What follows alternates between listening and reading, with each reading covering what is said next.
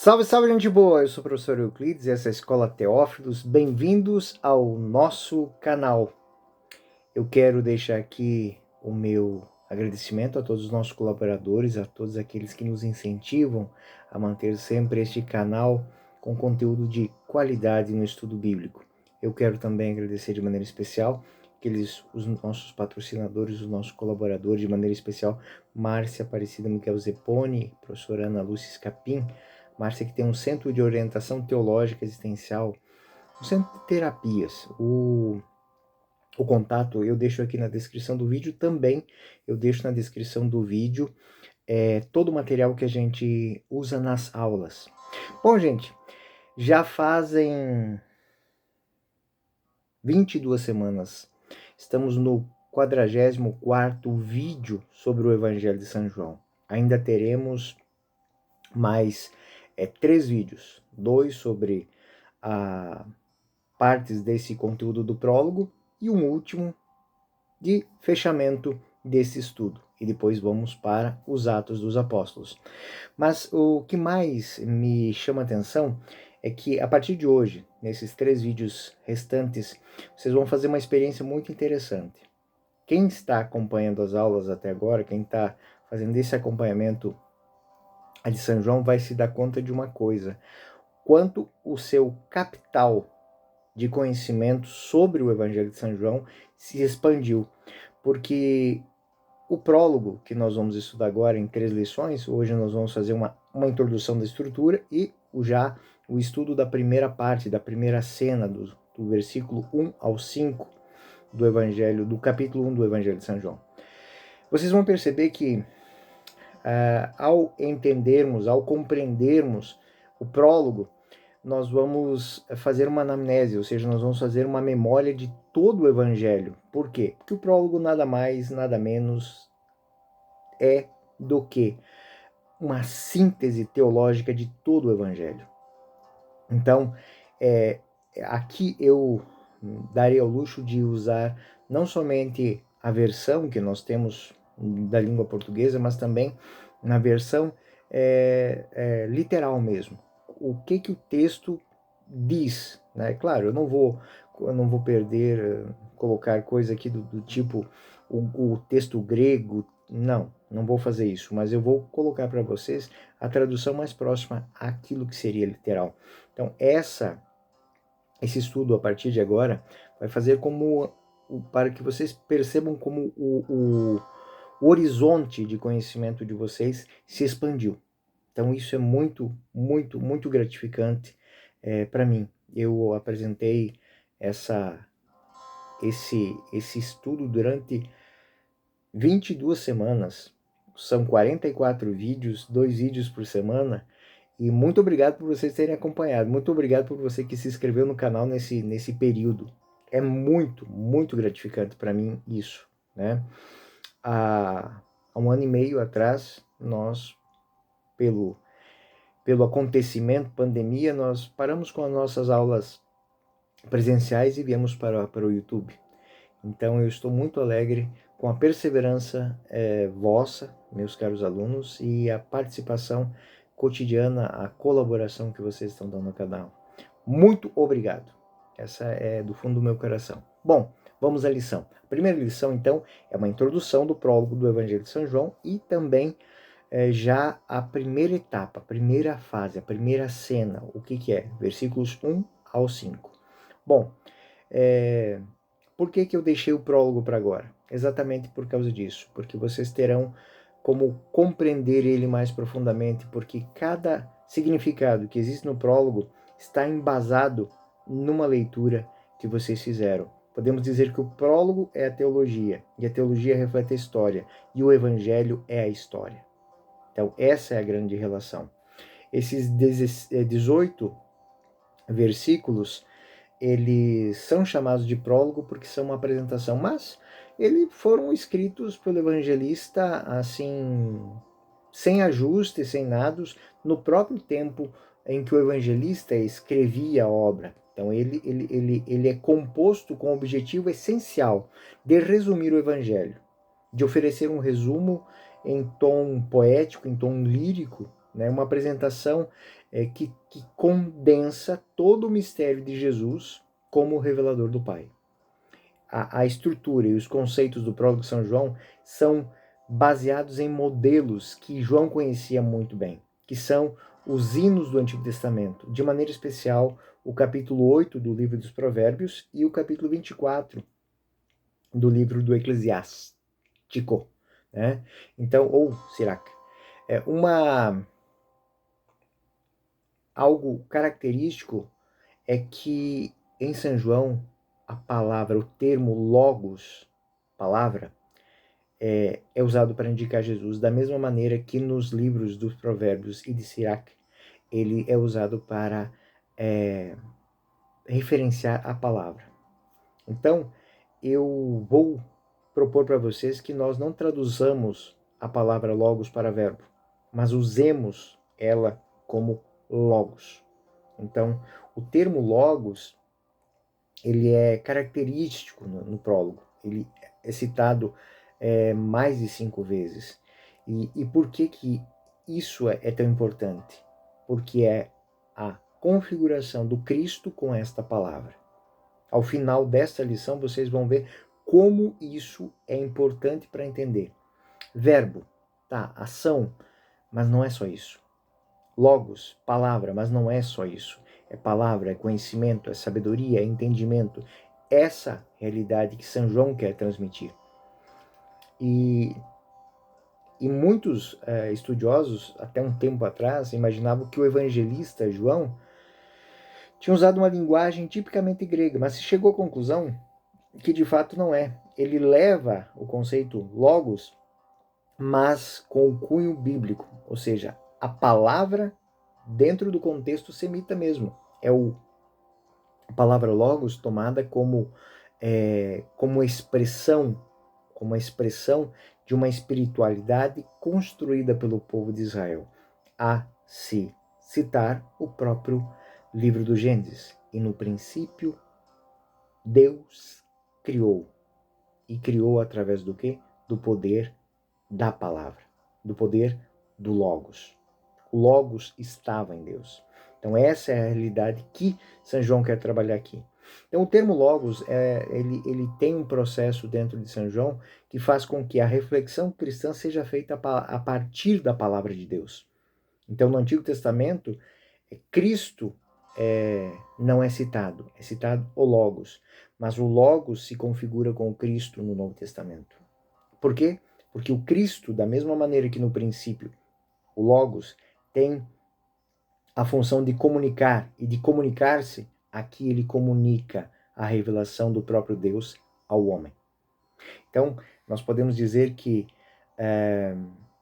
o termo do Logos, no prólogo, representa um estágio de evolução em relação do tema no Novo Testamento. Começamos a partir de palavras concretas de Jesus, ou seja, Jesus falou palavras, anunciou palavras aos apóstolos. Após a Páscoa, foram repetidas as palavras de Jesus e continuaram sendo proclamadas e proclamadas até o momento em que elas revelam. E aí se refletem, são meditadas. E nessa meditação, o significado da palavra, ele se ilumina. E é exatamente o que temos no prólogo de São João. Então, a elaboração do tema é progressiva, ou seja, o primeiro, a tradição do Novo Testamento, ela é a palavra de Deus. Segundo, na tradição judaica é a sabedoria divina. Neste momento, o Logos, ele funde essas duas vertentes, ou seja, palavra de Deus, a tradição do Novo Testamento, tradição judaica, a sabedoria divina. Então, Cristo é a sabedoria divina que revela Deus ao homem. A primeira síntese, a primeira chave de leitura do prólogo está aí, meus caros alunos. Então, o prólogo, portanto, ele é composto no final, formando um material retirado do próprio Evangelho. Aquilo que eu disse, o Evangelho é a história, o prólogo é a teologia, é a chave de leitura do Evangelho. Então, o prólogo afirma a essência de Jesus como revelador. O Evangelho diz que Jesus era o revelador, o qual o conteúdo da revelação, ou seja, ele não só revela Deus, ele é Deus. Então, a história explica a teologia, e o prólogo seria a teologia, e o relato do evangelho seria a história. Então, em síntese, a motivação e a estrutura do prólogo é essa. O prólogo contém as ideias-chaves, são as iluminações de João, que entendeu o significado da história de Jesus. Então, por isso que o evangelho de São João, desculpem, é tão simbólico, porque cada atitude de Jesus, ela ilumina uma face, uma trajetória da história da humanidade. É por isso que para a gente entender profundamente o prólogo, já devemos ter lido o Evangelho. E foi o que nós fizemos nessas 22 semanas. Nós lemos o Evangelho. Lemos também as temáticas, as simbologias, os sinais. Nós lemos. Agora, nós vamos entender a teologia que está por detrás desses sinais. E é o que nós vamos fazer agora. Então, o prólogo se divide em 3 partes, né? 3 partes. A primeira parte é do versículo 1 ao versículo 5, a segunda parte do versículo 6 ao versículo 14, e a última parte, a terceira parte, do versículo 15 ao 18. Essas 3 grandes partes, elas são constituídas de 3 estrofes, em que o hino pode ser dividido. Cada uma dessas partes tem movimentos, ou seja, em teoria, seriam 4 estrofes. Então, elas vão dar o tom, vão dar o encaminhamento. Poderíamos indicar com os títulos dos 4 movimentos, né? O primeiro movimento, o princípio, a origem de tudo. O segundo movimento, o Logos como luz, né? O terceiro movimento, as respostas da humanidade, o homem. E o quarto movimento é a apresentação do Filho só gerado pelo Pai. Este movimento, ele é apresentado como uma retomada. E aí que é muito interessante. Eles não começam e terminam, eles entram num círculo. É como uma espiral ascendente. O conhecimento, a cada vez, ele fica mais elevado. Eu desenhei essa cena para vocês, ou seja, o início de cada parte, de cada movimento, ela é retomada no movimento seguinte. Então, a primeira parte, no início, o Logos como luz é a resposta. Na segunda, no início, o Logos como luz é a resposta, é o objeto de fé. A terceira parte, no início, a resposta do homem é objeto de fé. O único Filho de Deus está no seio do Pai. Então, os versículos vão se concatenando, eles vão se organizando de uma maneira em que um conhecimento é necessário para chegar ao outro, que é necessário para chegar ao outro, e ao outro, e ao outro. São camadas de teologia, são camadas de conhecimento. Nós vamos entrar agora na primeira camada, na primeira parte, que é o versículo 1 ao versículo 5. E esta primeira parte, ela vai tratar do quê? Do Logos. O Logos como revelador, o Logos como princípio, o Logos como transformador. Então, é esse tema. Vamos começar lendo com um enfoque literal. Eu até vou colocar a tradução próxima do português das versões que nós temos aqui, mas vou apresentar também uma proposta mais literal. Então, nós não vamos seguir o sentido poético que a gente encontra nas literais, nas que nós temos por aí hoje. Lemos o primeiro verso como uma sessão introdutória, né? Então, nós dizemos assim, que 3 estrofes, são a quarta parte, ela não está completa, né? Ou seja, o quarto movimento. Então, no primeiro movimento, nós vamos ter isso.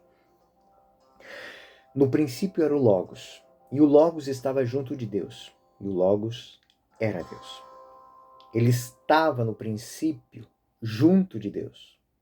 E aí, são as 2 primeiras, esse é o primeiro movimento, são os 2 primeiros versículos, e aí eu vou apresentar para vocês agora uma tradução mais literal.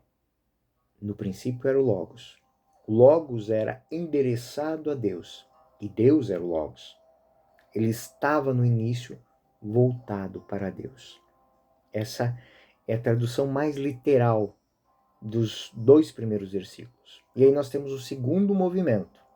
O segundo movimento, na tradução mais comum que nós temos, tudo foi feito por ele, e sem ele nada foi feito.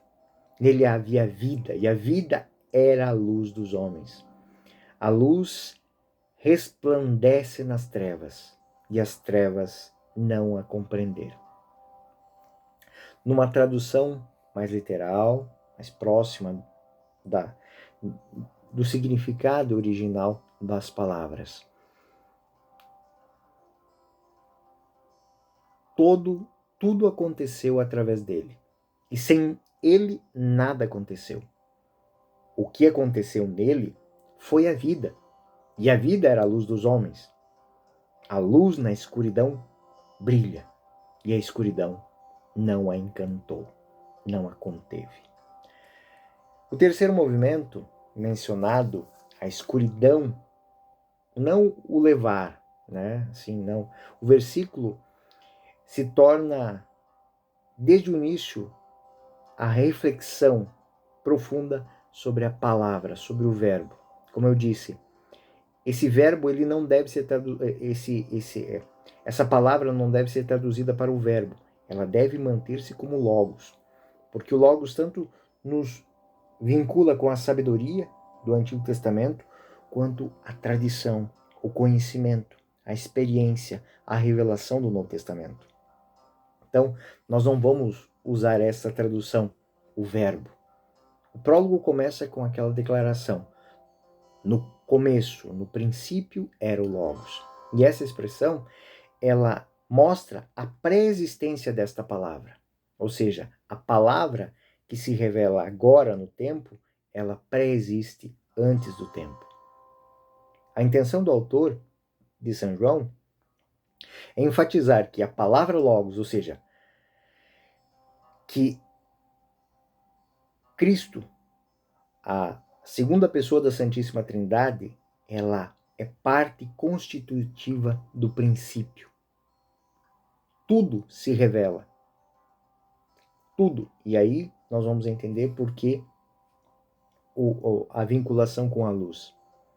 O princípio fundamental de tudo é a revelação. Ou seja, Deus que se comunica através da palavra, Deus que sai de si mesmo, e o verbo se fez carne, e fala. E diz de si mesmo, e diz a si mesmo, comunica esse princípio, ou seja, dar-se a conhecer. Então, esses 3 inícios sublinham 3 pontos de partida, né? Então, a segunda e a terceira estrofes, apresentadas por João Batista, elas têm o conteúdo histórico, ou seja, que a palavra é o princípio absoluto de todas as coisas. A palavra grega para representar isso é o quê? Arché, que indica o início temporal. Mas não somente isso, ela também tem um sentido cósmico, metafísico, o princípio de tudo. No início, Deus criou o céu e a terra. Então, esse Logos é a fonte criadora. E a expressão significa, diante do mundo, no início, no momento fontal, que é Deus, é também ligada a outro verso importante do livro, que diz o seguinte: o Senhor criou como princípio os seus caminhos. Então, parafraseando, o versículo 1 e 2 vão dizer o seguinte: o primeiro e fundamental elemento do plano de Deus é o Logos. A partir dele, tudo existe. E Deus disse: faça-se a luz, e a luz se fez. No começo era o Logos.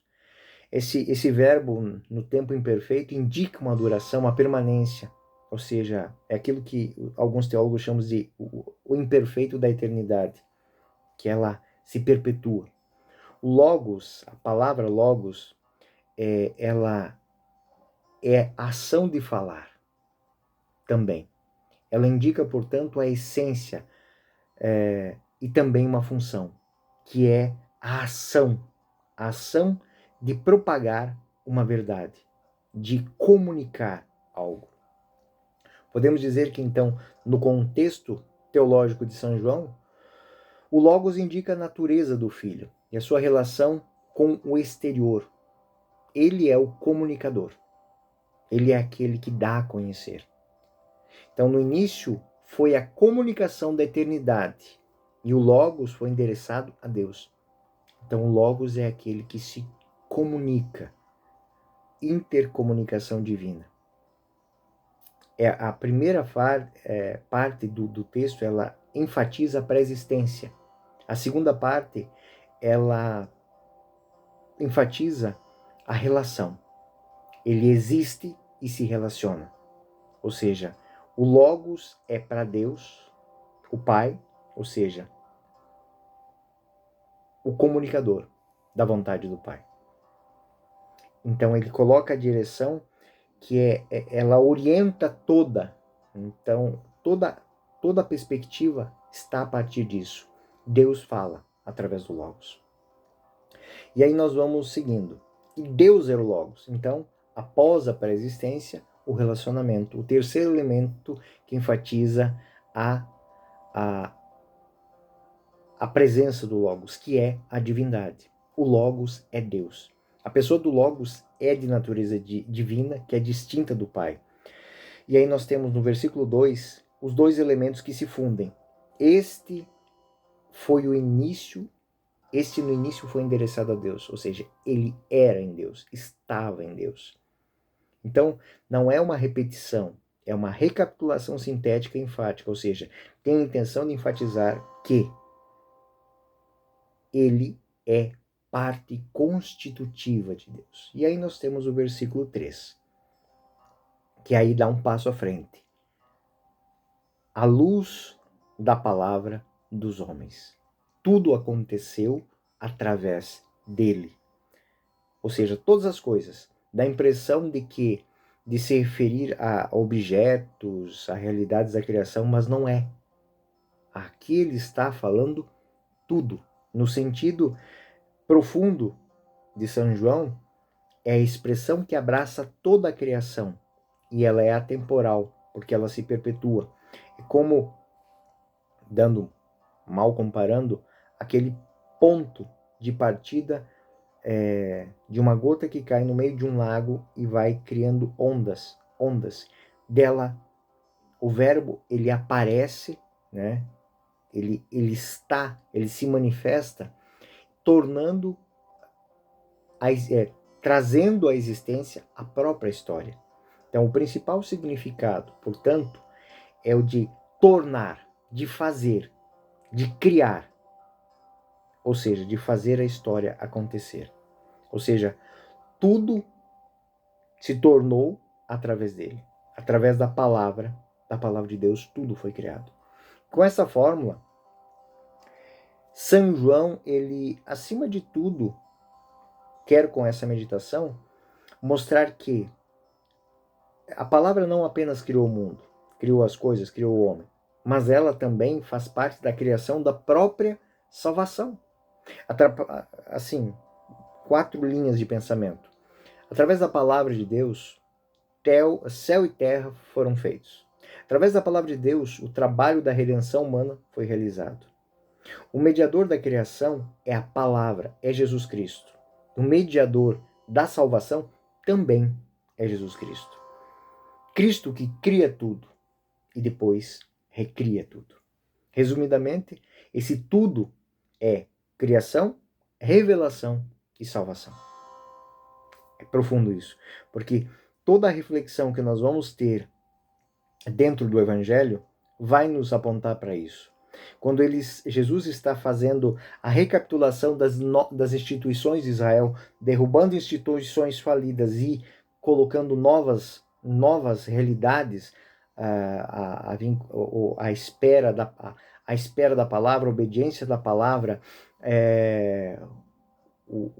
a nova visão de sacrifício, de oferta, que é a obediência, ele está fazendo exatamente isso, ele está recriando. E no recriar ele está fazendo a salvação. Tudo, ele é o mediador. Cristo é o mediador de tudo. A palavra é aquela que faz com que tudo exista ou deixe de existir. Ou seja, sem ele, ou seja, separado da palavra, nada acontece.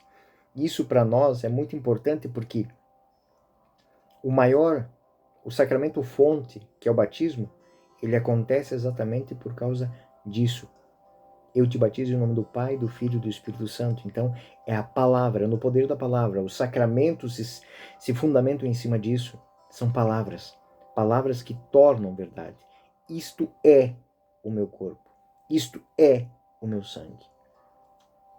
Fazei isto em memória de mim. Na epíclise da consagração, ou na fórmula batismal, ou na fórmula da unção, quando os cônjuges dizem sim, é esse o ponto. É esse o ponto que transforma tudo em realidade. Aquilo que está no pensamento se dá a conhecer, e quando se dá a conhecer, ele se perpetua como uma realidade. Ele entra na história. Então, alguns versículos, eles podem ter mais de uma maneira de compreender. Este é um, né? E separadamente nada aconteceu. Temos uma tradução. Nada aconteceu sem ele. O que aconteceu nele foi a vida. Segunda tradução. Nada do que aconteceu aconteceu sem ele. Nele era a vida. E a terceira tradução possível. Sem ele nada aconteceu. Do que aconteceu nele. Ele era a vida. No entanto, a gente aponta para a primeira. Nada aconteceu sem ele. Ou seja, tudo que era, é e será acontece nele, a partir dele. O que aconteceu nele foi a vida. E tudo o que acontece nele torna as coisas reais. Então, a expressão logos vai se referir a um evento criador, a um evento perpetuador, a um evento transformador, salvador. Parafraseando, nós podemos dizer que esse versículo, ele vai representar, versículo 3 vai representar o que aconteceu, o que foi mostrado através dele, foi a vida de Deus. Foi a mesma vida de Deus que agora foi comunicada a nós. É uma evolução do raciocínio. Essa chave é a chave de leitura de todo o Evangelho, porque em todos os momentos Jesus está fazendo isso, ou seja, em verdade vos digo. Ele está revelando situações, ele está transformando situações, ele está curando situações. Ele está mostrando que ele tem poder sobre todas as realidades, porque ele é a fonte de todas as realidades. E aí nós temos a vida era a luz dos homens. O termo luz aqui não está no sentido natural, mas no sentido metafórico, espiritual mesmo. Ou seja, ela existe, é uma conexão. A luz é a conexão com a palavra de Deus. Porque se nós estamos nas trevas, nós não vemos aquilo que está escrito. E a luz, a palavra, ela indica a direção a ser seguida mesmo nas trevas. Então, ela tem o sentido maior de conhecimento. É uma lâmpada para os meus passos, uma luz para o meu caminho. A palavra, Salmo 119 vai dizer isso. A relação entre luz e vida é frequentemente notada, mas nesse caso em particular, vai se dizer objetivamente: a vida é luz. Em geral, a afirmação contrária, ou seja, a luz é a guia para a vida que dá a vida. Então, a vida divina, o mistério da existência de Deus, como um diálogo vital entre as pessoas divinas, ela se perpetua. Ela não se mantém fechada em si mesma, ela se expande. E o Cristo é quem revela essa vida. Ou seja, a palavra, ela se expande e traz a vida ao homem.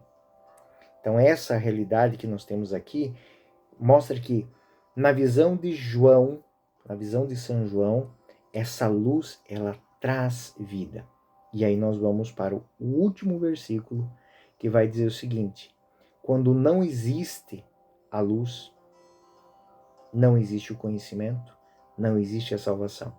E é muito interessante, São João nunca identificou os pecadores com a escuridão. Ele simplesmente diz que os homens estão na escuridão, mas não são a escuridão. Então, a escuridão, significa uma realidade distinta do homem. A luz na escuridão brilha.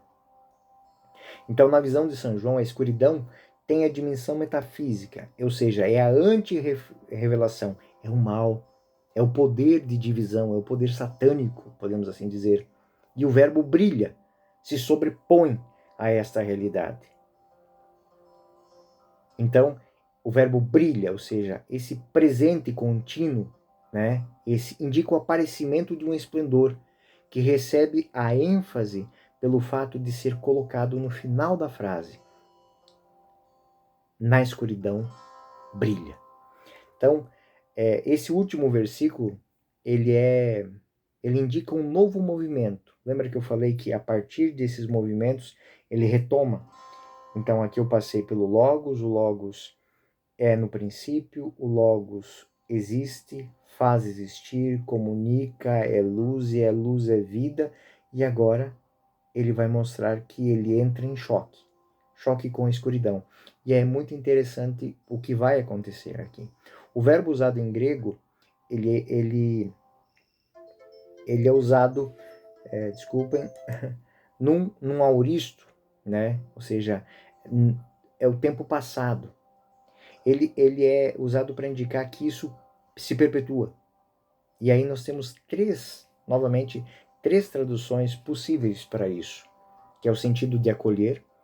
Então, no bom sentido, ou seja, o segundo é o significado de avassalador, ou seja, de levar alguém num sentido ruim. Ou seja, a escuridão não acolheu, não deixou se levar pela luz. O segundo significado, né?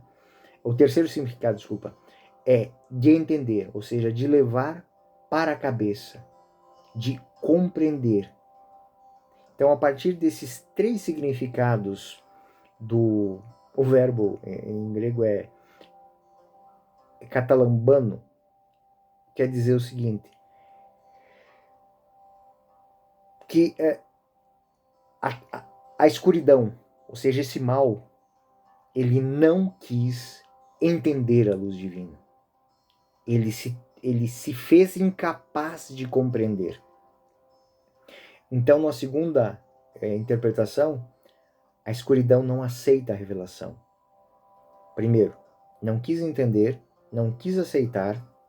E o terceiro, não se deixou dominar. Ou seja, não teve a força para dominar a luz, não aprendeu, não aprisionou. E aí a gente se pergunta, São João, usando dessa maneira, ele não exclui uma tradução da outra. E aí nós entendemos o Evangelho. Todas as vezes que Jesus é confrontado, ele é sempre confrontado por aqueles que representam essa escuridão. Eles não são a escuridão, mas eles representam ela, eles agem em função dela. E aí eles não se deixam absorver. Por outro lado, eles não vencem. Quando tudo imaginam que venceram a luz se manifestou mais brilhante.